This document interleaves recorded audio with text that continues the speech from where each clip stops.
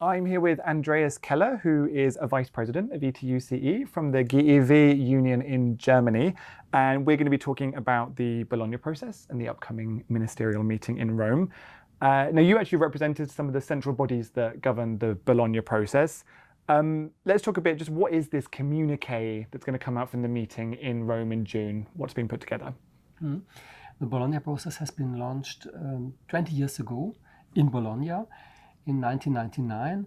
And in the first 2 decades, the quality assurance, the 3-cycle system is bachelor, master, and PhD, and other more or less technical issues concerning the structure of study programs were in the focus. And in Rome in June 2020, it's up to the ministers representing 48 countries to decide on the future of the Bologna process in the next decade until 2030. So they are discussing what are the main goals, what are the challenges for the European higher education area in the next 10 years. Okay, so this is really a big strategic decision that's going to be made. What are some of the issues that are being discussed that really matter to researchers and academics, the people that we represent? From our point of view, from the Education Trade Union's perspective, it's quite crucial to address the teachers, because in the past, the ministers were talking about institutions, about the students, but somehow they neglected the higher education teachers. But we are convinced that quality teaching needs teachers, and teachers who are very well supported by their institutions as well as by the governments concerning continuous professional development, for example. Teachers have new challenges.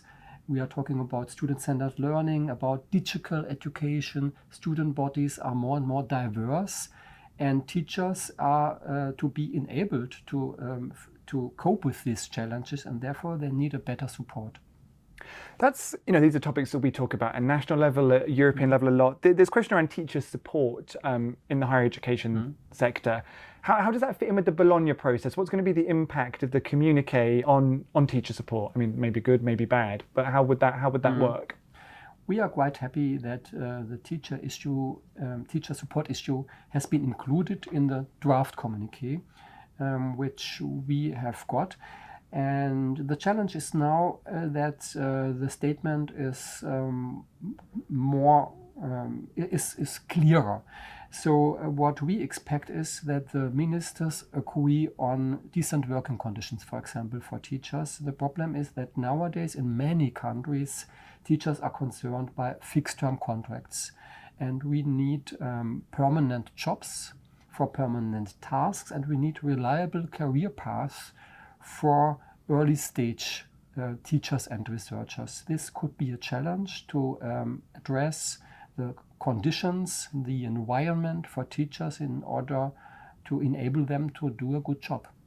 Okay, so what we're looking for is actually for ministers to make a meaningful commitment on those kind of issues in this communiqué. There's a couple of very specific issues that we've been discussing in our Higher Education and Research Standing Committee the past couple of days. One of them is micro-credentials. Let's talk a bit about those. What does that mean, micro-credentials? The problem is there is no consensus what micro-credential means.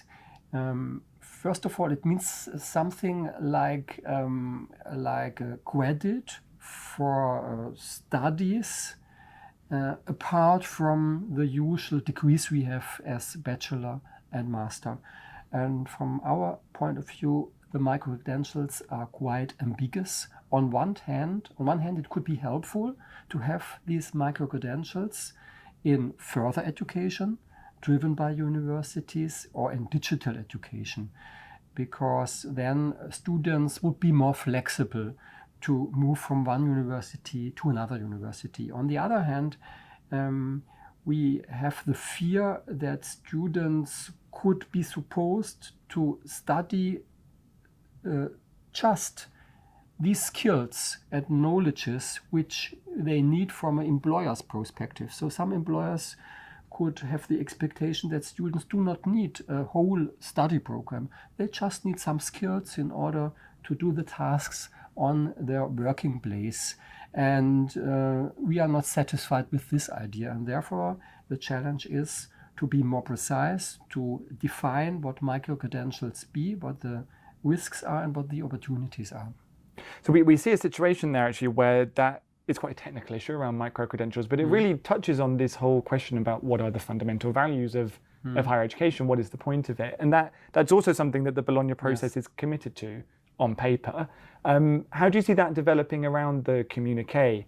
Is it nice words about fundamental values? What do we see appearing there? Yes, I'm quite happy that in the draft communiqué, at least, the fundamental values of the European higher education area are addressed. And I'm even more happy that these values are not just institutional autonomy of universities, what is more or less state of the art of higher education politicians, but also academic freedom of teachers and researchers, and participation of students and staff members, and also public responsibility of the state for higher education. And this is a good basis for the further development of the Bologna process. Particularly the academic freedom issue is quite crucial, because nowadays we have some member states of the Bologna process, speaking about Turkey or Bologna or Poland or Hungary, where academic freedom is under pressure, particularly in Turkey, where academics, for having signed a peace petition, were released, were fired from their job, were penalized, had to go in prison. And this is an obvious violation of academic freedom, and we demand that states who are part of the European community should be obliged to guarantee and to implement academic freedom. What's been your experience as a representative of ETUCE and education trade unions of engaging in this process? What is it that education trade unions bring to the Bologna process? First of all, I have to appreciate that we are a consultative partner of this process. This was not from the beginning on. After a few years, the ministers have recognized, okay, we have students within the process, we have the rectors of higher education institutions, we also need staff representatives.